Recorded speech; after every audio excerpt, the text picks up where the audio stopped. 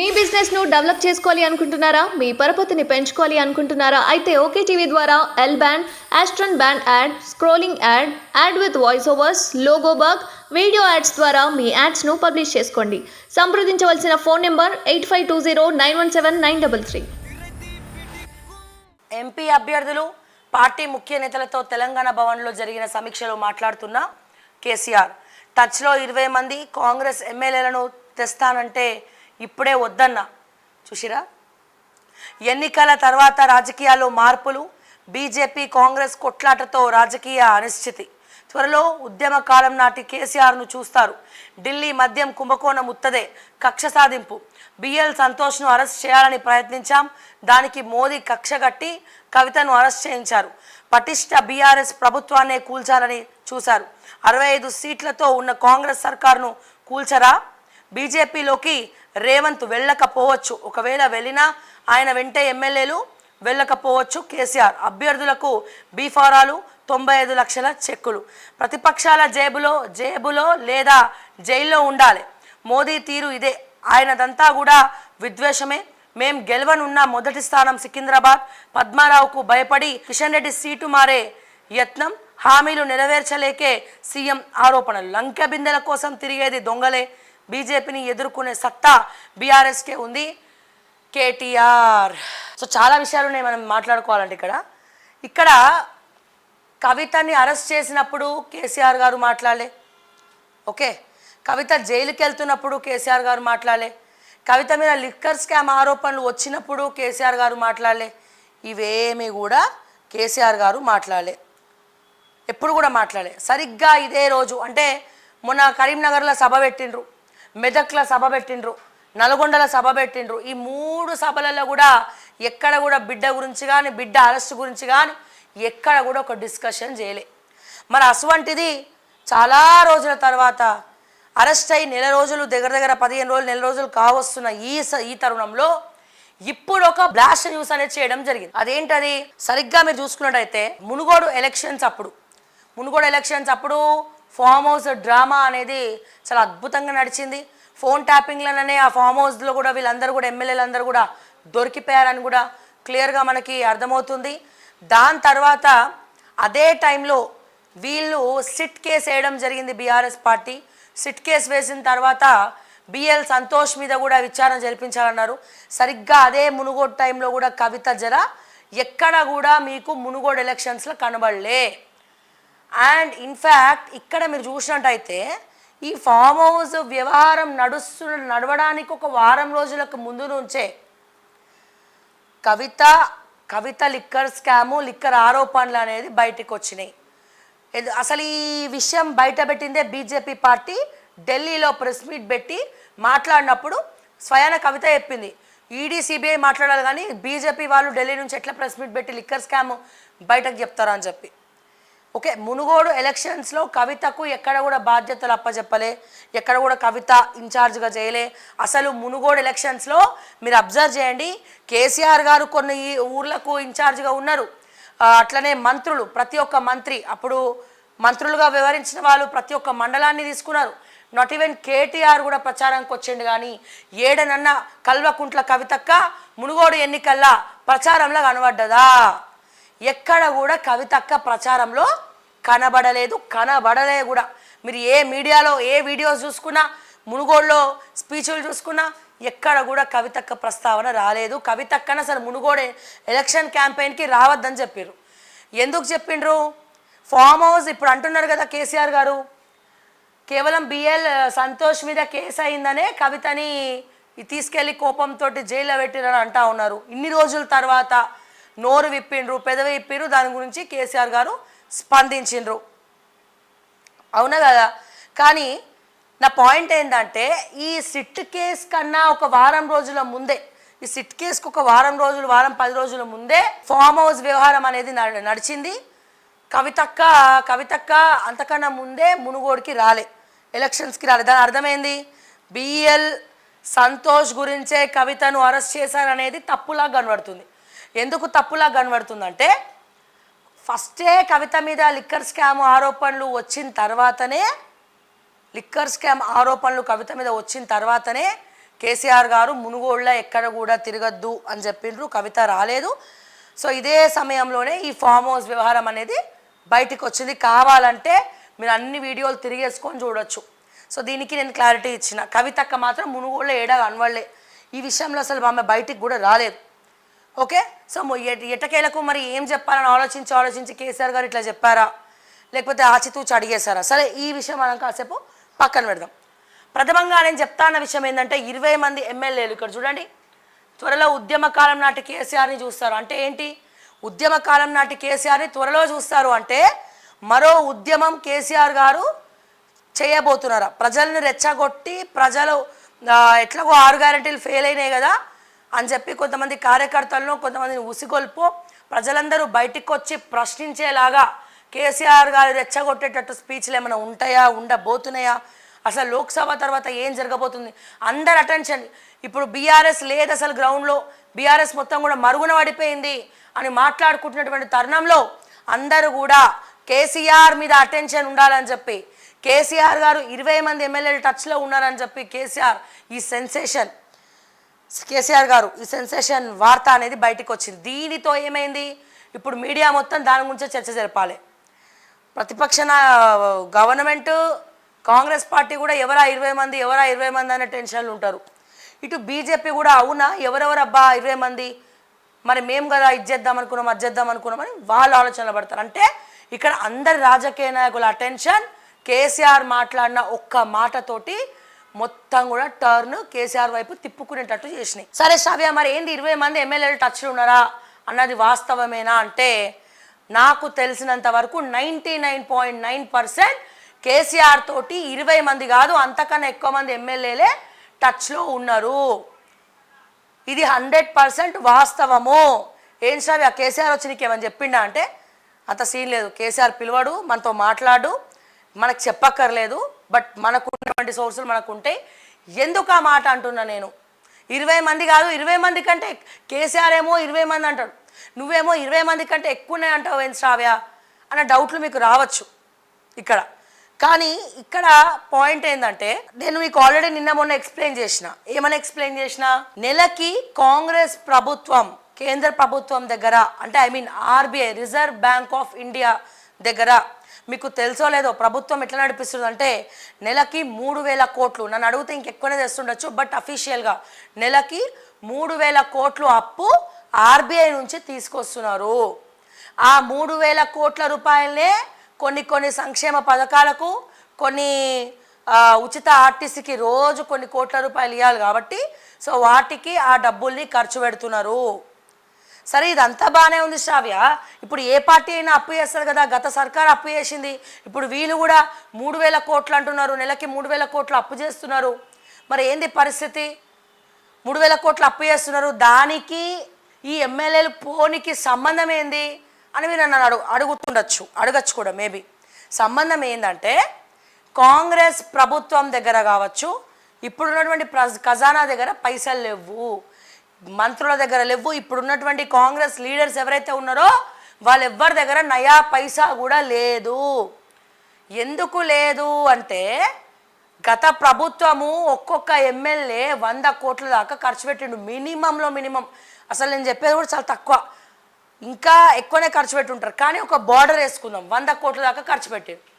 మరి ఆ 100 కోట్ల రూపాయలు తానుకొని వాళ్ళతో సరిసమానంగా ఈ కాంగ్రెస్ క్యాండిడేట్స్ ఖర్చు పెట్టడానికి బయట నుండి అప్పు తీసుకొచ్చారు. పాపం వీళ్ళు అప్పు తీసుకొచ్చి గెలిచిన వాళ్ళు కొంతమంది అయితే అప్పు తీసుకొని ఓడిపోయిన వాళ్ళు ఇంకొంతమంది. ఇక్కడే ఉంది అసలు స్ట్రాటజీ, ఇక్కడే ఉంది అసలు కథ. మీ అందరికీ తెలుసు కల్వకుంట్ల ఫ్యామిలీ దగ్గర చాలా డబ్బు ఉంది. అది మనము ఎంత అనేది చెప్పలేనటువంటి పరిస్థితి. దేశం మొత్తంలో ప్రతి ఒక్క పార్టీకి కూడా ఫండింగ్ చేయాల్సినటువంటి స్తోమత కల్వకుంట్ల చంద్రశేఖరరావు గారు తెలంగాణ తొలి ముఖ్యమంత్రి, మాజీ ముఖ్యమంత్రి కేసీఆర్ గారి మీద ఉంది. ఆ విషయం నేను మీరు కాదు, నేషనల్ లెవెల్లో ఉన్నటువంటి ఒక సీనియర్ మోస్ట్ జర్నలిస్ట్ తన యూట్యూబ్ ఛానల్ ద్వారా ఈ విషయాన్ని బయటపెట్టిండు. ఎలక్షన్స్కి అందరికీ కూడా నేను ఫండింగ్ ఇస్తా, నన్ను ప్రధానమంత్రి చేయాలి అని చెప్పి కేసీఆర్ గారు మాట్లాడినరు. ఒక్కసారి మీరు ఫ్లాష్ బ్యాక్ వెళ్తే ఆ వివరాలన్నీ కూడా మీకు గుర్తొస్తాయి. ఓకే, మరి దీనికి దానికి సంబంధం ఏంది? ఎమ్మెల్యేల పైసలు లేకపోవడం ఏంది? ఎమ్మెల్యేల అప్పుల పాలవుడేంది? మరి ఇప్పుడు అధికారం వీళ్ళ దగ్గరే ఉంది కదా శ్రావ్య, రేవంత్ రెడ్డి దగ్గరే అధికారం ఉన్నది, కాంగ్రెస్ ప్రభుత్వం అధికారంలో ఉన్నది. మరి ఇప్పుడు వీళ్ళ దగ్గర డబ్బులు ఇవ్వాలి కదా, అప్పులు తీర్చుకోవచ్చు కదా, ఎమ్మెల్యేలకు ఏమైంది అని అంటారు. అక్కడ ఇంకో పాయింట్ నేను తీసుకొస్తాను. ఎమ్మెల్యేలకే పైసలు లేవు, మంత్రులకి పైసలు లేవు. Point number 1. పాయింట్ నెంబర్ 2 రాసుకోండి. ఇంకా కాంగ్రెస్ నుంచి నించోని, కాంగ్రెస్ పార్టీ నుంచి అఫిడవిట్ తెచ్చుకొని ఎమ్మెల్యేగా పోటీ చేసి ఓడిపోయిన వాళ్ళ పరిస్థితి అంట మింగలేరు, కక్కలేరు. ఎందుకు? అప్పులోళ్ళు పీకలింటున్నట వాళ్ళని, అప్పు చేసి ఎలక్షన్ ఖర్చు పెట్టారు. సరే, ఇప్పుడు అసలు పాయింట్కి వద్దాం. దీన్ని ఎక్కువ నేను డ్రాగ్ చేయదలుచుకోలే. మినిస్టర్ క్వార్టర్స్లో కొంతమంది మంత్రుల దగ్గరికి ఓడిపోయిన ఎమ్మెల్యేలు పోయినరట. ఎవరు? కాంగ్రెస్ పార్టీ నుంచి ఓడిపోయిన ఎమ్మెల్యేలు ఈ వీళ్ళ దగ్గరికి పోయినరు.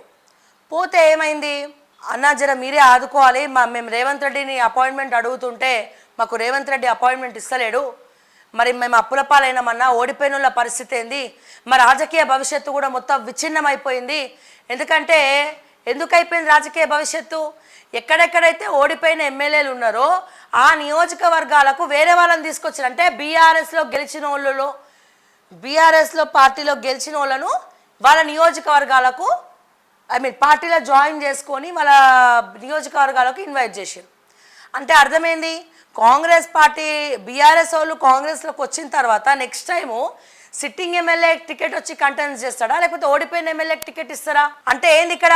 వాళ్ళు అప్పు చేసినటువంటి పైసలు పోయే, వీళ్ళ రాజకీయ భవిష్యత్తు కూడా సర్వనాశనం అయిపోయాయి. వాళ్ళు ఏం చేయాలి? మంత్రుల దగ్గరికి పోయినట, మినిస్టర్ క్వార్టర్స్కి పోయి శరణో రక్ష అని చెప్పి దండం పెట్టి, అన్న మీరే మమ్మల్ని ఆదుకోవాలి, రేవంత్ రెడ్డికి చెప్పండి, మాకు ఏమైనా పైసలని ఇమ్మనండి, మా అప్పులు తీర్చుకుంటాం అని చెప్పిండ్రట. చెప్తే మంత్రులు ఏమన్నారు ఎరికేనా? డోలు వచ్చి లోకల్కి చెప్పిందట, అరే మా పరిస్థితే బాగాలేదా నాయన, మాకే ఏదో ఉన్నామంటే ఉన్నాం మంత్రులుగా, కానీ ఆడ ₹1 లేదు, ఎవరైనా ప్రైవేట్ వాళ్ళు ఏమన్నా ఇస్తేనో ఏదైనా ఫైల్ మీద సంతకం పెడితేనో అట్లా డబ్బులు వస్తున్నాయి తప్ప ఒక్క పైసా కూడా గవర్నమెంట్ నుంచి ఫండ్స్ మా డిపార్ట్మెంట్స్కు రిలీజ్ అయితలేవు అని చెప్పి మంత్రులు ఆ ఎమ్మెల్యేలతో చెప్పినటువంటి విషయం ఇది. సరే సరే శ్రావ్య, ఇప్పుడు వీళ్ళంతా ఓడిపోయిన వాళ్ళు కేసీఆర్తో టచ్లు ఉంటే ఓడిపోయిన వాళ్ళతో కేసీఆర్ ఏం చేస్తాడు అంటే, ఓడిపోయినతో కాదు గెలిచిన వాళ్ళ పరిస్థితి కూడా అదే. ఎందుకు? మంత్రులు ఏమంటున్నారు? మంత్రులకే పైసలు లేవు, గవర్నమెంట్లో పైసలు లేవు, మాకు రావాల్సినటువంటి నిధులే ఇంకా రావట్లే, అవి వస్తారన్నా మేము ఏమైనా వేసుకుంటామంటే ఇంకా వస్తలేవురా నాయన అని చెప్పి అంటుంటే, ఇక కష్టపడి ఈ బీఆర్ఎస్ వాళ్ళతోటి పోటీపడి మొత్తం ఉన్న డబ్బంతా అప్పు సొప్పు చేసి గెలిచిన ఎమ్మెల్యేల పరిస్థితి ఏంది కాంగ్రెస్లో చెప్పాలనా? వాళ్ళ నియోజకవర్గాలకు వీళ్ళేమో మేనిఫెస్టోలో వీళ్ళ లెవెల్లో అన్ని హామీలు ఇచ్చేసారు. 6 గ్యారంటీల గురించి హామీలు ఇచ్చేసారు. అసెంబ్లీ ఎన్నికల్లో గ్యారంటీ కార్డు పట్టుకొని మొత్తం కూడా అందరు పోయి తిరిగినారు. ఇగో కార్యకర్తలందరూ కూడా ఇగో తీసుకోండి మా గ్యారంటీ, ఇగో తీసుకో మా గ్యారంటీ, ఇగో తీసుకో మా గ్యారంటీ అని చెప్పి హామీలు ఇచ్చొచ్చారు. ఎమ్మెల్యేల పరిస్థితి ఎట్లుందంటే బయట చెప్పలేరు, మింగలేరు, కక్కలేరు. ఎమ్మెల్యేలు అప్పుల పాలైనరు. అండ్ ఒకళ్ళు నించున్నప్పుడు ఏం చేస్తాయి, కొన్ని కంపెనీలు ఫండింగ్ చేస్తాయి, ఫండింగ్ తీసుకున్నారు, వాళ్ళకి ఏమైనా పనులు చేద్దామంటే గవైతలేవు, ప్రభుత్వం ఖజానాల పైసలు లేవు, ఈ రుణమాఫీ కాలే, రైతు బంధు కూడా ఒక ఎమ్మెల్యేకు ఒక మంత్రి కంపెనీకి గత ప్రభుత్వం పెట్టినటువంటి పెండింగ్ బిల్స్ ఏవైతే ఉన్నాయో ఆ పెండింగ్ బిల్స్ రైతు బంధువు పడాల్సినటువంటి పైసల్ని ఆ పెండింగ్ బిల్స్కి పంపించారు. మరి మంత్రులకే ఆడ డిపార్ట్మెంట్కి ఫండింగ్ ఇస్తలేరంటే, ఖర్చు పెట్టడానికి ఇస్తలేరంటే, ఇక నియోజకవర్గంలో కాంగ్రెస్ పార్టీ నుంచి గెలిచిన ఎమ్మెల్యేలకు పైసలు ఇస్తారా అన్న? నియోజకవర్గానికి నిధులు కేటాయించిండ్రా, ఆ నిధులు కేటాయిస్తారన్నా పోను ఒక 50,000 ఖర్చు పెట్టి ఒక 50,000 జేబులు ఇస్తాడు. బహిరంగ సత్యం అది. వీళ్ళు పైసా తీసుకోకుండా ఎవరు కూడా పనిచేయరు ఎమ్మెల్యేలు, బహిరంగ సత్యం అది. సో మనం డైరెక్ట్గానే మాట్లాడుతున్నాం. కానీ గవర్నమెంట్ నుంచి నిధులే రాకపోతే, గవర్నమెంట్ నుంచి పైసలే రాకపోతే ఇక వాడు ఏం పని చేస్తాడు? వాళ్ళు ఎక్కడికి పోతారు? ఏం చేయాలి? వాళ్ళు అప్పుడెట్లా వాడు ఎలక్షన్కి ఎంతైతే ఖర్చు పెట్టిండో, ఎవడెవడైతే అప్పులు ఇచ్చిండో, మరి ఆ ఎమ్మెల్యే గెలిచిన ఎమ్మెల్యే ఏం చేయాలండి? అప్పు తీర్చాలనా వద్దా? మీరు చెప్పండి. అప్పుల వాళ్ళు పిక్క తిన్నారనుకో ఎవరికి చిన్నబొచ్చుకుంటే ఎవరి పరువు అవుతుంది? ఆ ఎమ్మెల్యే పరువు. అరే నియోజకవర్గ ఎమ్మెల్యే అప్పు చేసిండు, ఆడు గొడవకు వస్తుండు, పైసలు ఇవ్వకపోతే ఇక అంతే సంగతులు, నా పరువు అవుతుంది అని చెప్పి. మరి ఇప్పుడు ఎవరి దిక్కు? రేవంత్ రెడ్డి పట్టించుకోవట్లే, గవర్నమెంట్లా పైసలు లేవు, మంత్రులకి డిపార్ట్మెంట్కి ఇంకా ఫండ్స్ రాలే. ఆ 3,000 కోట్లు నెలకు అప్పు చేసినటువంటి 3,000 కోట్లు పెట్రోల్ ఛార్జెస్, డీజిల్ ఛార్జెస్, గవర్నమెంట్కి జీతాలు, టీచర్లకు జీతాలు, గవి కూడా కొంచెం లేట్గా పడుతున్నాయండి కొంచెం జీతాలు. రైతు బంధు వాళ్ళే ఒకటా రెండా, ఇవన్నీ నేను చెప్పేవన్నీ కూడా గ్రౌండ్లో తెలుసుకొని నేను చెప్తున్నా. నేను ఇక్కడ నుంచి ఏది మాట్లాడినా అది పర్ఫెక్ట్గా అన్నీ జరుగుతున్నాయి కాబట్టి నేను చెప్తా. మీకు తెలుసు నేను ఏ పార్టీకి తొత్తును కాదు, ఏ పార్టీ ఎవరికి కూడా కుక్కను కాదు. నేను శ్రావ్యని, నేను ప్రజల కోసం పనిచేస్తా, ప్రజల కోసం మాట్లాడతా, ఇక్కడ ఏం జరుగుతుందనే చెప్తా. అందుకే రైతు రుణమాఫీ అనౌన్స్ చేయలే, అందుకే రైతు బంధు చాలామంది రైతు బంధు కోసం ఏడుస్తున్నారు, పెన్షన్స్ రాలేవని ఏడుస్తున్నారు. సో ఇప్పుడేంది లోక్సభ ఎన్నికలు. ఇంకొకటి ఏంటంటే రేవంత్ రెడ్డి బ్రదర్స్ ఎన్నికలన్నీ కూడా సెటిల్మెంట్లు చేస్తున్నారని చెప్పి మా దృష్టికి వచ్చింది. ప్రజా దర్బార్లో ఏవైతే అప్లికేషన్స్ ఉన్నాయో, ప్రజా దర్బార్లో ఉన్నటువంటి అప్లికేషన్స్, ఏం అప్లికేషన్స్? పెన్షన్ రావాలి, హ్యాండిక్యాప్డ్కి పెన్షన్ వస్తలేదు, ఒంటరి మహిళకు పెన్షన్ వస్తలేదు, ఆ అప్లికేషన్స్ కావండి. ధరణి చేత పీడింపబడినటువంటి, ధరణిలో లొసగులు లేకపోతే ఎవరైనా కబ్జా పెట్టినటువంటి ల్యాండ్స్, రెవెన్యూకి సంబంధించినటువంటి ప్రజా దర్బార్ ఉన్నటువంటి అప్లికేషన్స్ ఏవైతే ఉన్నాయో ఆ అప్లికేషన్స్ బ్యాక్ ఎండ్లో మాయమవుతున్నాయి. మరి మాయమై ఏమవుతున్నాయి? తెలంగాణలో ఎవడి భూమి కబ్జా అయినా, ఎవడు ఏం చేయాలన్నా సెటిల్మెంట్స్ అన్నీ కూడా రేవంత్ రెడ్డి బ్రదర్స్, కొండల్ రెడ్డి అండ్ ఇంకో ఏదో రెడ్డి ఉంది పేరు, వాళ్ళిద్దరు కలిసి చేస్తున్నారని చెప్పి జోరుగా ప్రచారం జరుగుతూ ఉన్నది.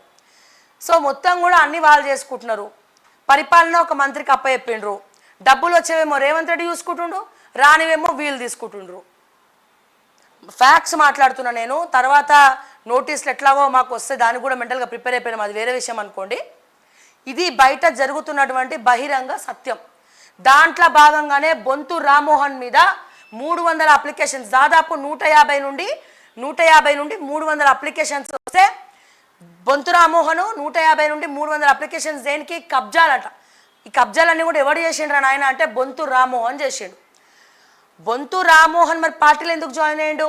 ఎందుకు జాయిన్ అయ్యాడు అంటే ప్రజా దర్బార్లో బొంతు రామ్మోహన్ మీద 150 కంప్లైంట్లు వచ్చినాయి. ఆ కంప్లైంట్లు అన్నీ కూడా రెవెన్యూకి సంబంధించినవే. ప్రతి ఒక్కరు కూడా మా భూమి బొంతు కబ్జా పెట్టిండు, మా భూమి బొంతు కబ్జా పెట్టిండు, మా భూమి ఆయన కబ్జా పెట్టిండు, అందరూ కూడా బొంతు రామ్మోహన్ పెట్టినట. అప్పుడు ఏం చేసిరంట? ఇప్పుడు నేను ఎవరైతే పేరు చెప్పినో వాళ్ళు బొంతు రామ్మోహన్ని పిలిపించుకొని నువ్వు ఎంత సంపాదించినావు అంత సగం మాకు ఇచ్చేసి పార్టీలో జాయిన్ అయిపో సైలెంట్గా అన్నారట. మరి ఇవన్నీ కూడా సేకరించి అందులో సగం ఫండ్ ఏమో ఏఐసిసికి పోతుంది, సగం ఫండ్ ఏమో ఇక్కడ వీళ్ళు నడపనికి పోతా ఉంది. ఇప్పుడు చెప్పండి, దీంట్లో ఎమ్మెల్యేలు ఏమన్నా వాళ్ళకి ఫండ్స్ వస్తున్నాయా? పైసలే లేవు, వాళ్ళ నియోజకవర్గాలకి ఫండ్స్ వస్తలేవు. ఒక పక్కన గురుకులంలో ప్రశాంత్ అనే విద్యార్థి గురుకులంలో నిర్దాక్షిణంగా ఫుడ్ పాయిజన్ అయి చనిపోయాడు. ఫుడ్ పాయిజన్ అయ్యి చనిపోతే అన్నం తింటుంటే అన్నం కడుపు మెతుకులకు పోయి బ్రతకడం కోసం మనం అన్నం తింటాం, కానీ ప్రశాంత్ అనే విద్యార్థి మాత్రం చావడం కోసం తిన్నట్టు ఆ రోజు చనిపోతే ఈ ప్రభుత్వంలో ఉన్నటువంటి పెద్దలు ఎవరు కూడా మాట్లాడలే. సో ఈ ఎమ్మెల్యేలు అందరూ కూడా ఏమైంది ఇప్పుడు? అచ్చా ఇట్లనా?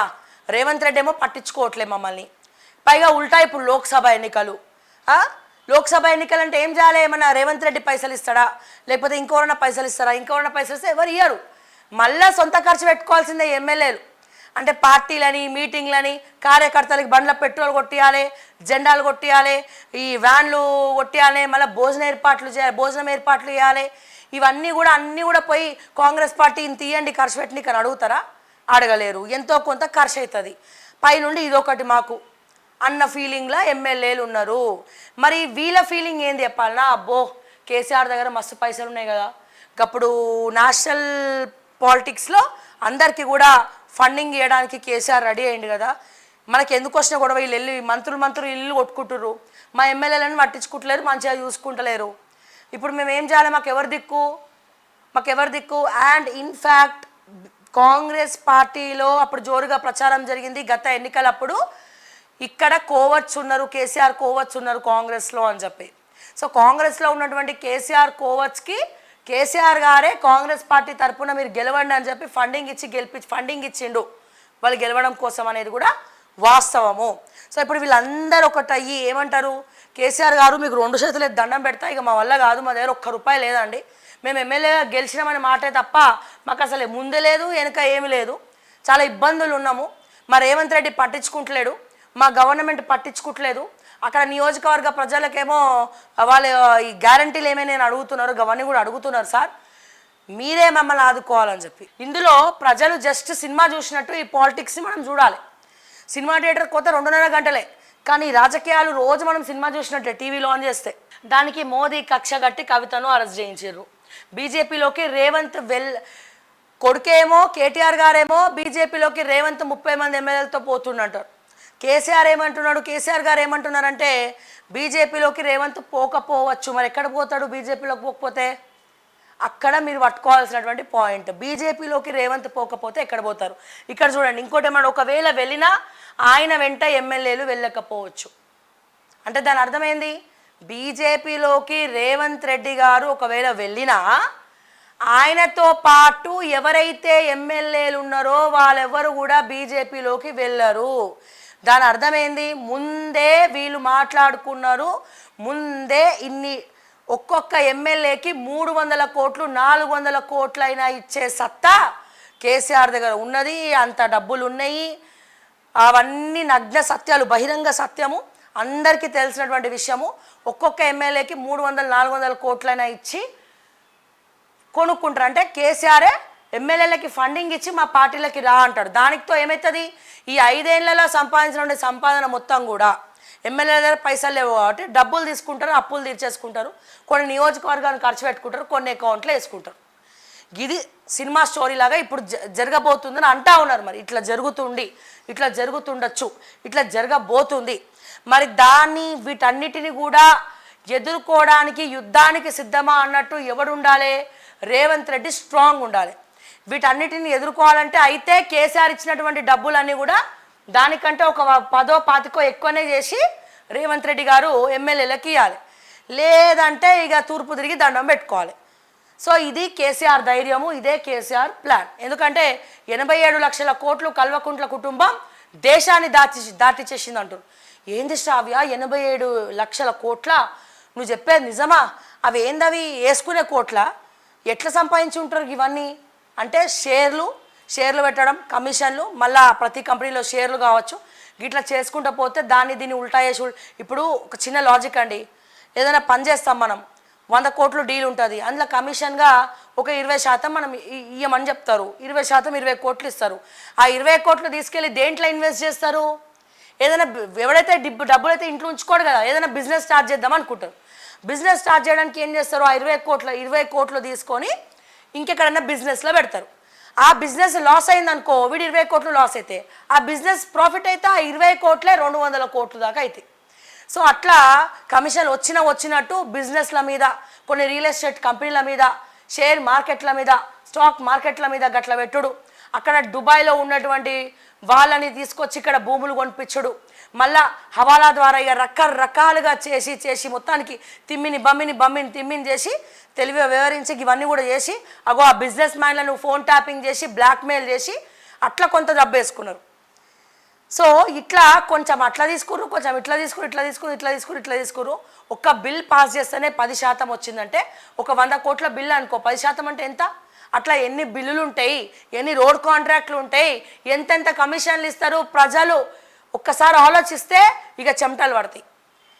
సో అట్లా ఈ డబ్బులన్నీ కూడా సర్వం దోషశీరు కాబట్టి డబ్బులన్నీ వాళ్ళ దగ్గర ఉన్నాయి కాబట్టి ఇక వేరే ఆప్షన్ లేదు, ఇక పోతే అక్కడికే పోవాలి. మరి బీజేపీకి వెళ్తే కేంద్రంలో బీజేపీనే ఉంటుంది కాబట్టి మరి బీజేపీ వాళ్ళు పైసలు ఇస్తారో లేరో అని చెప్పి వీళ్ళు ముందు వెనక ఆలోచిస్తూ ఉంటారు. సో పైసలు ఇచ్చేది ఎవడంటే ఇప్పుడు నెక్స్ట్ ఆప్షన్ ఎవరున్నారు? కేసీఆరే. అందులో కేసీఆర్కి పవర్ లేకపోతే ఆయన ఉండలేడు. ఇప్పుడు ఉంటున్నారు కానీ పైకి ఇప్పుడు ఎట్లయినా ధైర్యంగా మాట్లాడినప్పటికీ వెనకాలంతా భయం ఉంటుంది, పవర్ పోయిందని బాధ ఉంటుంది. అందులో మా కేటీఆర్ అయితే ఇంకా ఒక ట్రాన్స్లో ఉన్నాడు, ఇక ముందంతా నేనే అంతా నేనే, అంతర్యామి, తెలంగాణ యువరాజు నేనే అని చెప్పుకొని చాలా కళలు కన్నాడు, నెక్స్ట్ ముఖ్యమంత్రి నేనే అని. తుస్ అయిపోయింది ఒక్కసారిగా. సో ఇది జరగబోతోంది గ్రౌండ్లో. తప్పకుండా జరిగే అవకాశాలు కూడా ఇవన్నీ కూడా రాజకీయ కూడా. ఎందుకంటే సర్వే రిపోర్ట్లు చూస్తే తెలంగాణలో ఖచ్చితంగా ఈసారి కాంగ్రెస్ కన్నా కూడా బీజేపీ సీట్లు పెరగబోతున్నాయి. అది తెలంగాణ బీజేపీ లీడర్లను చూసి కాదు, కేవలం మోడీ అనే పేరుతోటే ప్రజలు ఓట్లు వేస్తున్నారు తెలంగాణలో. సో కాంగ్రెస్కి కూడా నన్ను అడిగితే ఖమ్మం, మహబూబాబాద్, నాకు తెలిసి నాగర్ కర్నూలు 50-50 ఉంది, మల్కాజ్గిరి 50-50 ఉంది, తర్వాత ఏమంటారు నల్గొండ. ఈ 4 తప్ప, ఈ 3 పక్కా తప్ప ఇంకా వేరే సీట్లు ఎక్కడ కూడా కాంగ్రెస్ గెలిచేటట్టు అంతా కనిపించట్లేదు. నాకు తెలిసినంత వరకు 7, 8, 9, 10 సీట్లు వచ్చిన బీజేపీకి ఈసారి తెలంగాణలో ఆశ్చర్యపోకర్లేదు. అండ్ ఈ కవిత అరెస్ట్ అవ్వడం, కవిత మీద జాలి చూపిస్తున్నా లేదా తెలంగాణలో నాకు తెలియదు, కానీ కవిత అరెస్ట్ చేయడం వల్ల బీజేపీ గ్రాఫ్ మాత్రం తెలంగాణలో చాలానే పెరిగింది. సో నిజాలు చెప్పేవాళ్ళు ఎప్పుడు కూడా శత్రువులే. అందుకే ఈ రోజున నేను అందరు లీడర్స్కి శత్రువు అయినా. ఇదంతా కూడా జరుగుతుంది కాబట్టే నేను చెప్తా ఉన్నాను, నేను మాట్లాడుతూ ఉన్నాను. ఇది వాస్తవం.